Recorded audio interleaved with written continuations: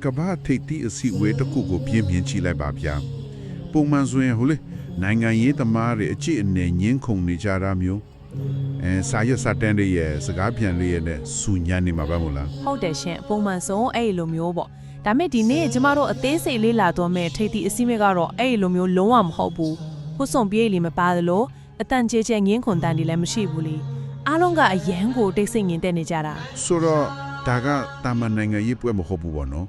ငင်းချမ်းရေးတစ်ခုတည်းကိုပဲတီးတန့်အာယုံစိုက်ထားတဲ့ဝိညာဉ်ရေးရထိတ်တီအစီဝေးတစ်ခုလို့ခေါ်ရင်ပုံမှန်လိမ့်မယ်ဗျာအတိအကျပြောရရင်2026ခုနှစ်မတ်လ14ရက်နေ့ကဗီယက်နမ်နိုင်ငံဒါနန်မြို့မှာရှိတဲ့တမ်ပေါင်ဘုရားကျောင်းမှာကျင်းပခဲ့တဲ့မြန်မာဗီယက်နမ်ငင်းချမ်းရေးဆူတောင်းပွဲမှတ်တမ်းတွေကိုကျွန်တော်ဒီနေ့တူးဆွဲလေ့လာသွားကြမှာပါ ဟိုတူနေတဲ့လူသားတွေကြားရဲ့ကတကယ့်ကို net shine တဲ့ချစ်စမှုကိုပြသနေတဲ့အကောင်းဆုံးဥပမာတစ်ခုဖြစ်နေလို့ပါ အဲ့ဒီအချက်ကိုကျွန်တော်လည်းသဘောတူတယ်ဗျဒါမဲ့ဒီနေရာမှာကျွန်တော်နည်းနည်းနားရှုံသွားတာတခုတော့ရှိတယ် ပါများလဲရှင် ဒီပွဲကိုလာတဲ့သူတွေကမြန်မာနိုင်ငံညောင်တုံးပါဠိတက္ကသိုလ်နဲ့တခြားကျောင်းတိုက်တွေကဆရာတော်ဦးတေဇနီယာတို့ဆရာတော်ဦးအဘိဇာတာတို့ဦးဆောင်တဲ့ကိုစားလက်အဖွဲ့တွေပါတယ်ဗျအဲ့ဒီမှာဆရာတော်တက်ဖာဟျူးကလက်ခံကြိုဆိုတယ် ဟုတ်တယ် ပိုပြီးအန်တိုးစရာကောင်းတာကလည်းအမေရိကန်လာအိုထိုင်းနဲ့တီလစ်လင်္ကာနိုင်ငံတွေကတန်ဃာတော်တွေပါတက်ရောက်ကြတယ်ဆိုတာပဲ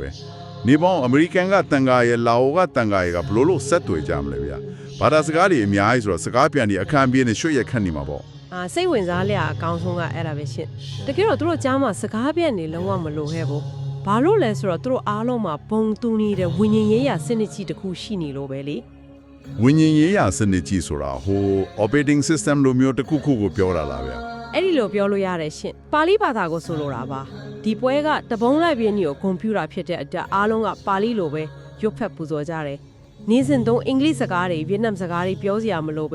ဲပါဠိစာသားတွေဆိုရဲအဲ့ဒီ shared code တစ်ခုကနေစင်ဘာသာစကားအတားအဆီးတွေကိုချက်ချင်းကြော်လွန်သွားကြတာပေါ့ တဘောပါပြီတာမန်စကားပြောဆိုတာထက်ပိုပြီးနည်းနည်းတဲ့ဆက်သွယ်မှုမျိုးပါဗျာဒီအချက်ကပဲဒါနမျိုးကိုထေရဝါဒဗုဒ္ဓဘာသာရဲ့စီလုံးညီညွတ်မှုပဟိုးချက်တစ်ခုအဖြစ်ပြောင်းလဲသွားစေတာကွာ မှန်တာပေါ့ဒါပေမဲ့အဲ့ဒီလက်ပို့ပြီးစိတ်ဝင်စားဖို့ကောင်းတာကညပိုင်းမှာလုပ်ခဲ့တဲ့ season ရှင်း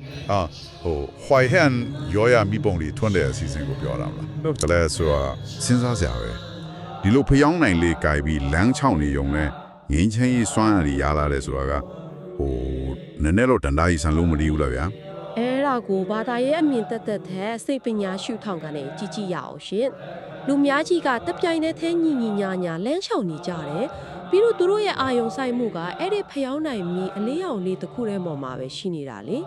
ဒါဆိုစိတ်ပညာမှာပြောရဲ sensory focus လို့ခေါ်တဲ့အာယုံစူးစိုက်မှုမျိုးပါ သိကြတယ်ရှင်ခန္ဓာကိုယ်လှုပ်ရှားမှုတွေကိုစီးချက်ကြ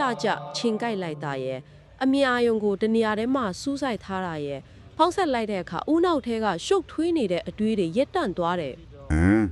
ဟုတ်တယ် ဒီလိုတည်ငြိမ်မှုမှာထွက်ပေါ်လာတဲ့အခွက်လိုက်ထက်တူကြမှုဟာအဲ့ဒီမှာလာကြည့်နေတဲ့ဒေတာကန်တွေကိုပါစိတ်ပိုင်းဆိုင်ရာအလိုလိုတည်ငြိမ်သွားစေရဲ့အဲ့ဒါကိုပဲငြိမ်းချမ်းရေးစွမ်းအားတွေကုဆက်တယ်လို့တင်စားကြတာရှင်ဖျောင်းတိုင်မိကတောကကြီးကိုဖယ်ရှားပြီးပညာဉာဏ်ကိုပေးစွမ်းနိုင်တဲ့သင်္ကေတတစ်ခုအနေနဲ့ပေါ့ နားလည်ပြီဗျဒါဟာစူးညွန်ရှုပ်ထွေးနေတဲ့ခေတ်သစ်ကဘာကြီးထဲမှာစိတ်အထက်တက်ဆင်းလိုက်တဲ့အတန်ဖက်တော့ပေးတဲ့နာကြတယ်လို့ပဲပေါ့အပြင်ဘက်ကကဘာကြီးရဲ့ရှုပ်ထွေးမှုတွေကိုလုံးဝရက်တန့်ပစ်လိုက်တာမဟုတ်ပေမဲ့ကိုလက်ထံရရှိမဲ့လှိုင်းနှုံးကိုကြမ်းလဲပေးလိုက်တာပဲဖျောင်းတိုင်မီလေးတစ်ခုကိုပဲတေးကြအာယုံစိုက်ထားလိုက်ခြင်းအပြင်ပေါ့ဗျာ တကယ်ကိုထိမိတဲ့ဥပမာပါပဲရှင်ဒီပွဲဟာလူသားတွေကြကနားလည်မှုနဲ့စာနာမှုကိုဘယ်လိုတည်ဆောက်ရမလဲဆိုရဲအကောင်းဆုံးသင်ခန်းစာတစ်ခုပါပဲပွဲပြီးမှဆိုရင်မြန်မာကိုစားလက်အခွေကမြန်မာရိုးရအမုံလေးကိုလက်ဆောင်ပေးခဲ့ကြသေးလေ တကယ်ချစ်စရာကောင်းတယ်လေဒါလေးပဲဗျစူညံလေးတဲ့ထိတ်တီးအစီဝေးတွေနဲ့လုံးဝကိုကွာခြားပါတယ်ဗျာဒီချက်တဲ့အားလုံးကိုခြုံခွန်ကြည့်လိုက်တဲ့အခါတကယ်ကိုစဉ်းစားစရာမိဟုံးတစ်ခုကျွန်တော်ခုံလေးရောက်လာတယ် ။ဘာများလဲရှင် ဒီလိုတိတ်ဆိတ်ငြိမ်သက်စွာဖျောင်းတိုင်ကိုင်ပြီးလမ်းလျှောက်ခြင်းကတော့မတူညီတဲ့နိုင်ငံတွေကိုမတူညီတဲ့ဘာသာစကားတွေကိုကြော်လုံးပြီးကြီးမားတဲ့စီးလုံးမှုကိုဖြစ်စေနိုင်တဲ့ဆိုရင်ပေါ့ဗျာ